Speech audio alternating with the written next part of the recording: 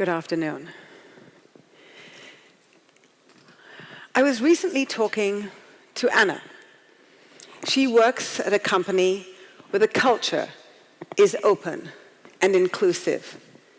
The values are clearly articulated. When she spoke to me, she was very excited. She glowed when she talked to me. She felt recognized. She felt heard. Her ideas were embraced. She participates in the open online forum for the company, which all employees are welcomed to share their suggestions. And they debate them, whether they're coming from customers or from market developments. Differences of opinion are welcomed at the company too. Reasonable risk is understood, and failure, while learned from, is forgiven. She is very engaged in her work, and she's very proud of contributing to the success of the company. After we chatted, when she left, she said, "You know, I love working at this company. They care about me. I can't imagine working anywhere else, not for the foreseeable future." Now, this is despite Anna working for a company which is in the less than exciting senior living residency sector. But the company really cares about the employee experience. They actually provide technology in employee engagement solutions, and they've won a lot of awards. The future of work is compelling. We are reimagining work.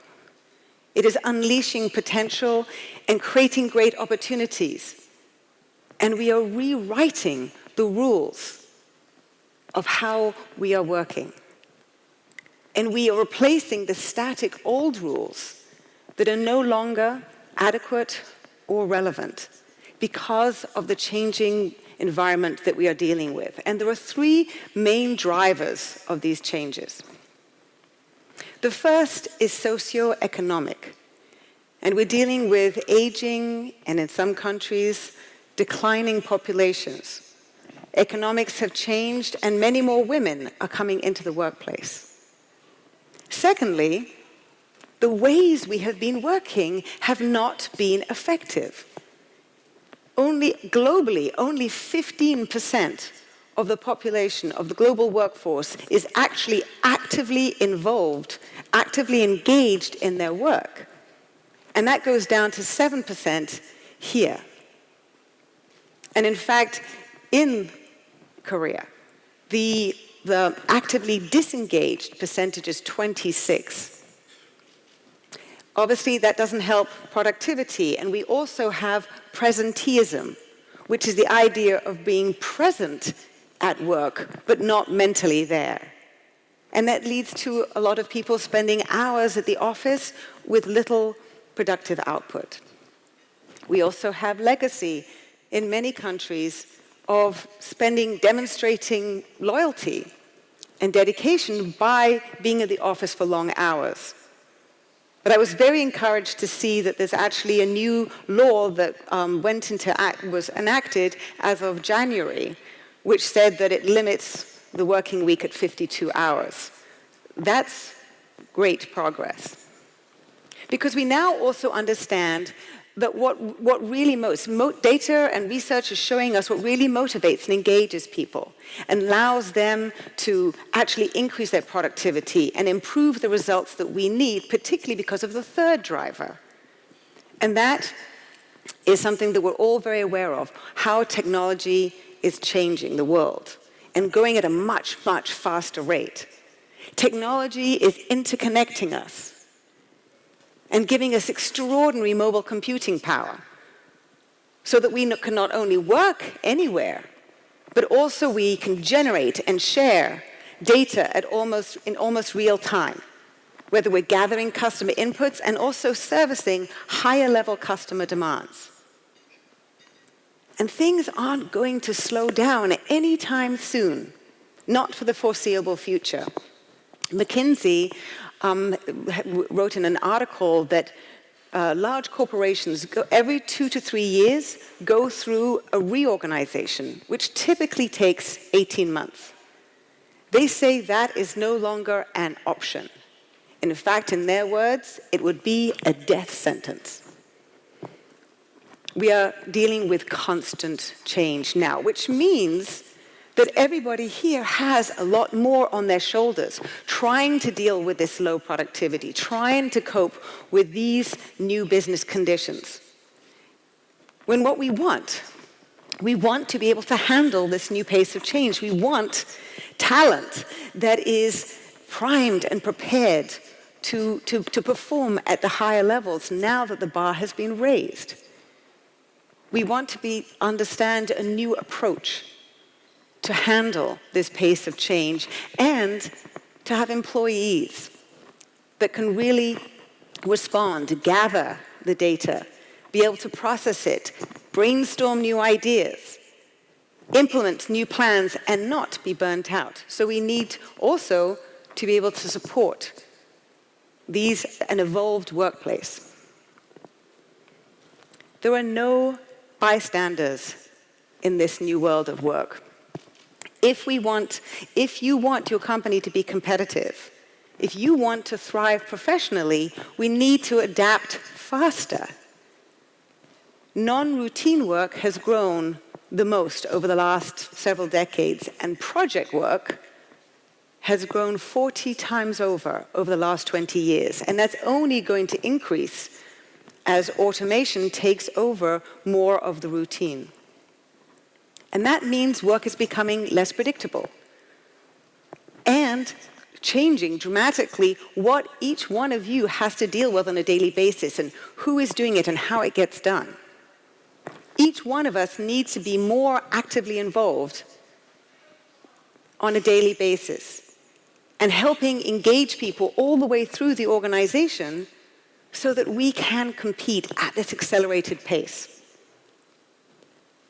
Pete is the CEO of a company who just changed the once annual performance review for weekly check-ins. And he did that particularly for the younger employees in his company. He wanted them to get more support and have more understanding as the business climate changes. He also appointed a young emerging leader onto his executive leadership committee so that through him, all the younger employees could be sharing their inputs and opinions because they were the ones often dealing with the customers at the front line. And the results have been significant. Senior executives are now able to see the valuable contributions of the younger employees. And it's already changed how the business is operating and improving that. And these millennial employees have really welcomed the support because it helps them navigate the changes and learn as they go, as well as help them develop their potential. Productivity has increased at his company because every single employee has actually benefited from getting more feedback more regularly, getting all these different inputs and being able to adapt to the market developments more quickly. Communications have also really improved, particularly across the generations, which has helped because in this environment, Pete needs everybody to be collaborating closely. And what is happening in this new environment is that each one of us needs to be proactively involved so that we can understand what to do. We can recognize the impact of technology and how it's affecting every single one of us and our teams. We can adapt. We can adapt and adapt our working conditions, adapt our ways of operating and ways of working. And also we can support people with new management methods and training and tools.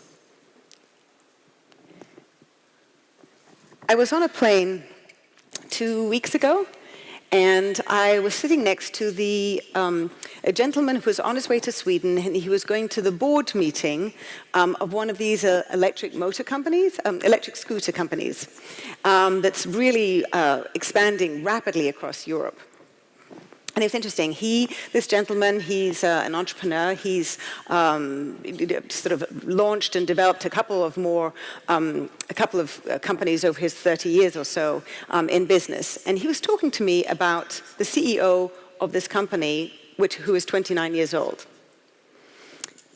He said, I couldn't have done what he did. I couldn't have set up a company from the beginning which was so spread out, with most people working virtually, and had a very, very strong connection. But I could now. It was interesting. He said, now I've observed what he did, I could now. This gentleman, Colin, was interesting. He had an open approach. He understood. He observed a very different way of working, a new approach, and now he thinks he can actually duplicate it himself. Setting up thriving future of work environments is not easy or obvious for any of us, no matter how much experience we have. So we need to fully recognize how different things are,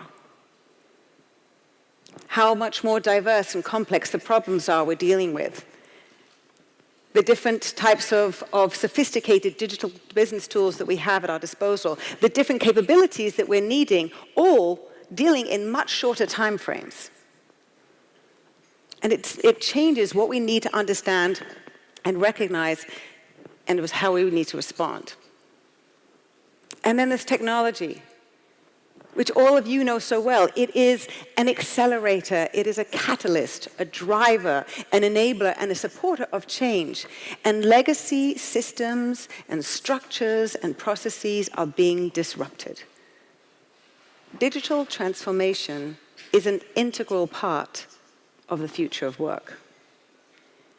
And digital transformation and all that it means in terms of interconnection and artificial intelligence, machine learning, and all these different things. With digital transformation, it can recreate the customer journey. And in doing so, also change business models and change revenue streams. And also change internal process journeys and operations and adapt jobs. These are fundamental changes within a company. And that can be hard for incumbents, because many executives at older, more established companies can be sort of stuck in traditional ways of working, using older technologies. And that can be a disadvantage. McKinsey also did some research into companies as in different industries. As the industry became it was penetrated by digitization, they looked at the different companies to see how they were responding. And the top 25% of companies who were the most proactive and really transforming themselves gained disproportionately. And the bottom 25% were seeing depressed revenues and profits. And newcomers have a very different state. They can come at it with a completely clean slate. They're not burdened by traditional ways of thinking about work. They can have fresh eyes and really look at the customer proposition and what the value to employees is going to be, and think about what's the best way to set this up right now. Also thinking about the urgency that we're dealing with. And that can be a significant advantage. And when we're thinking about technology, we also need to think about our talent. All the people that we're working with, our team members that we're leading or collaborating with.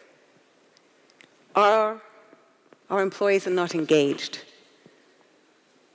Are they working to their strengths? Are they working, doing what they're really good at?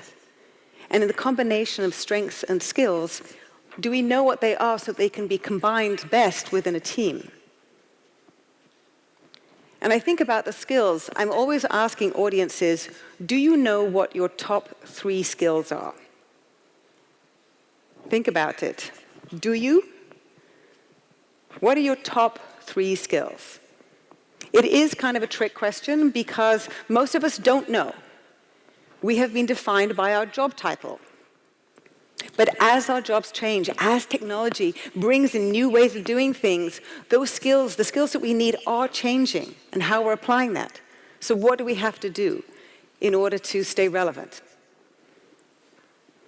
And our employees are struggling not only with the balance of work and home, but also dealing with these new technology developments.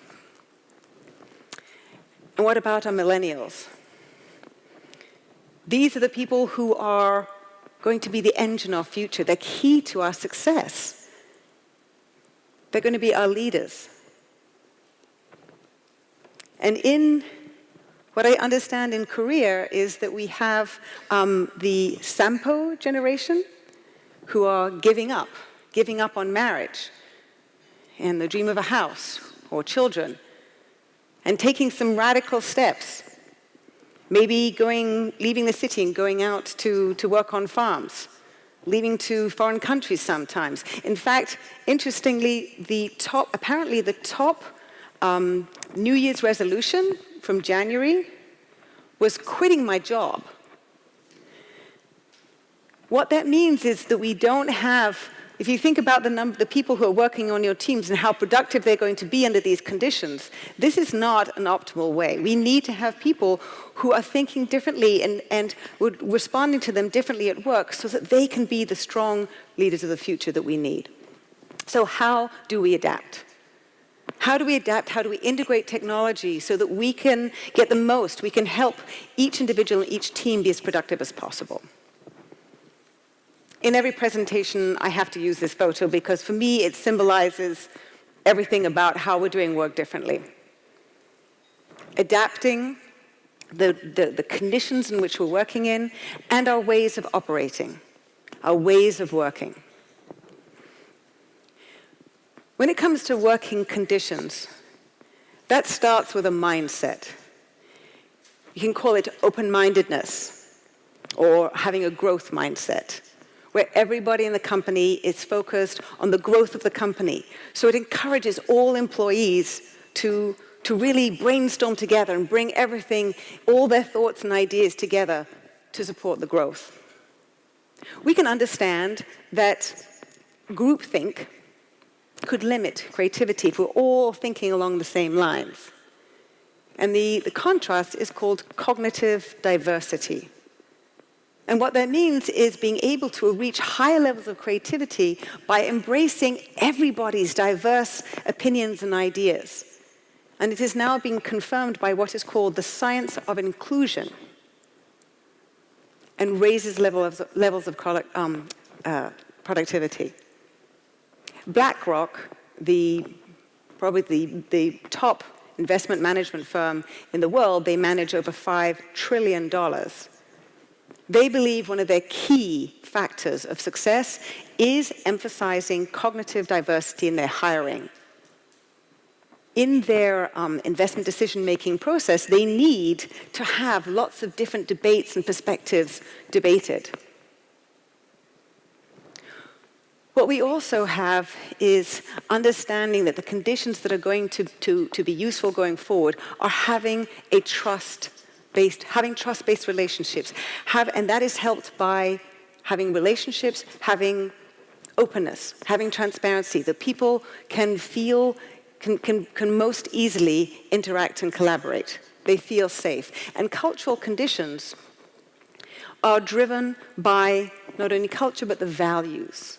They drive behavior of people working at or with your company. And in the past, when things were slower, maybe more predictable, maybe culture didn't matter as much. But it really does now, to be articulated so that people can feel safe, so they can feel that they belong. And then they can actually bring their whole selves to work. They can contribute freely. Mark has a company which is very distributed, and one of their core values is family. And they feel that very strongly, even though they're spread all across the US. And it actually got them through, that tight connection really got them through a tough expansion period, and really helped them achieve some pretty ambitious goals that they had. Adapting the way of operating,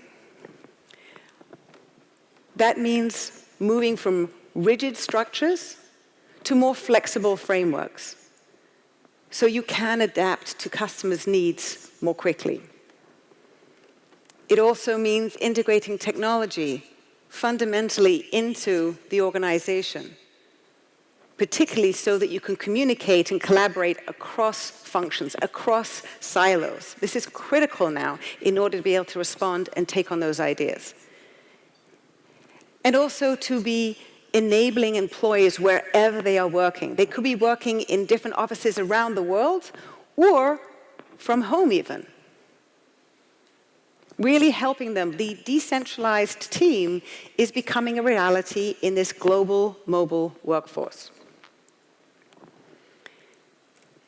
And when we're adapting ways of working, that can mean really understanding that one size does not fit all. And that helping people really do their best work is helping adapt for each person, and understanding that we all have our optimal working profile, as I call it. And employers who have done that, who have adapted schedules and locations, can see up to a 13% rise in productivity. When employees are focused on their strengths, not only does employee engagement increase, but also we see sales rise by between 10 and 19%, and profits between 14 and 29%, which is a huge difference. And what about skills? I've mentioned skills before, and as we're adapting, what is actually the skills inventory at your organization right now? What are the skills that you have in your department, in your team? Do you know? Most companies don't know. But also, you're looking at what the skills are that are needed 12 and 24 months from now. Many young people are very aware of their need to be adapting their skills over time. So can you help them map the skills that they have now and the ones that they're going to need in the future, and help them get there? Skills gaps can also be filled in by people who are not at your organization, what's called the total talent pool. So it can include freelancers and contractors and bringing in experts for projects. There are many different ways to do it. And how can we support all these employees? How can we support people during this time? Bill McNabb was the CEO of Vanguard, huge global fund management company. And he was telling me about a woman, Catherine, who was a rising star executive.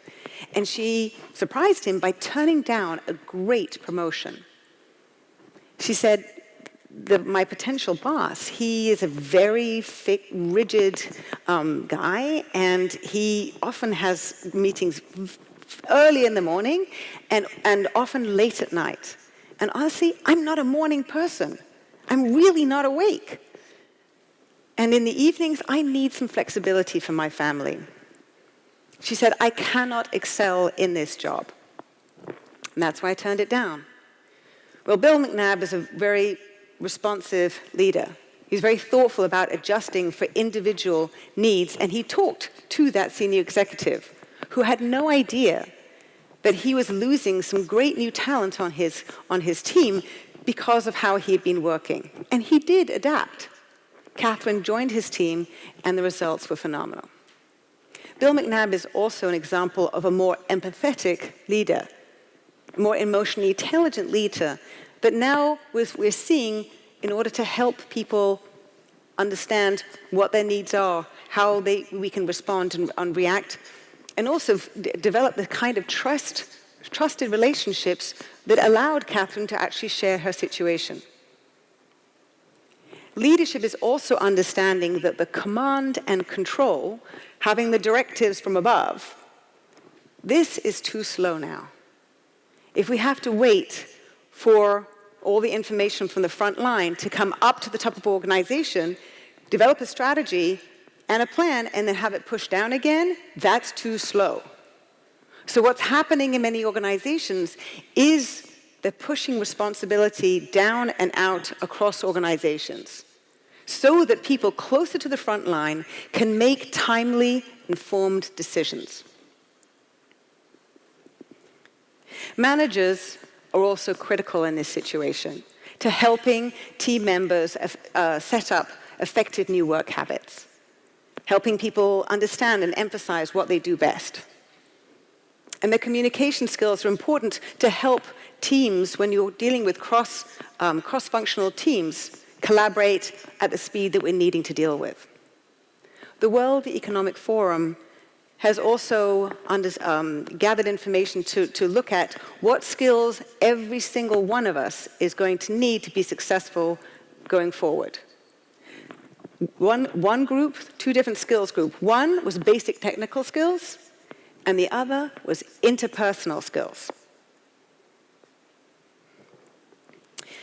Performance reviews are also changing. They have been seen as too backward-looking and too slow and too infrequent. And also ratings are often being seen as being too biased, and many companies, Goldman Sachs, Adobe, Microsoft, have thrown them out altogether. Some people are just looking at it differently. And Deloitte is one of the companies that was the first to institute these weekly check-ins, which are short, but help people, sort of coach people through these new changes, understand what's going on and be able to get guidance, maybe course correct as they're moving forward. And this has been helpful, particularly to younger employees in this new environment. And Millennials, from a US survey, the number one thing that they thought was going to help them be successful in the future was formal mentoring programs.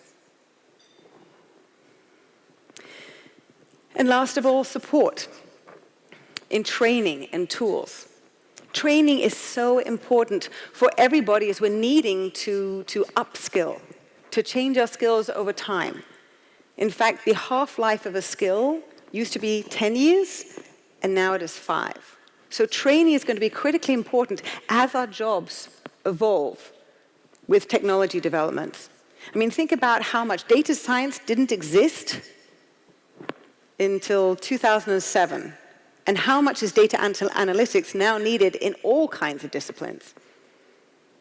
Training also shows your employees and your team members that you care about them, that you're committed to their success in the future. And supporting every employee, no matter what they are doing, no matter where they are working, is very important in terms of, it's also a mindset change in terms of how you're thinking about technology. We need now not to be thinking about IT as a cost center, but a productivity center. And that's a major mindset shift for some executives in organizations. Last of all, we need to be supporting people and team members as they're going through their work and monitoring them in a thoughtful way, so that they can actually, so we can be highlighted to issues before they become problems, but also to help recognize them as they're going through their work. And have tools that can be adaptable for different people. Different people need oversight in different ways. Adjusting to these individual needs is definitely more work to begin with, but it really, what you'll get out of it, the increased productivity and engagement you'll get out of it is certainly worth it. So we are reimagining work. We're reimagining it because how we've been doing it in the past is no longer viable.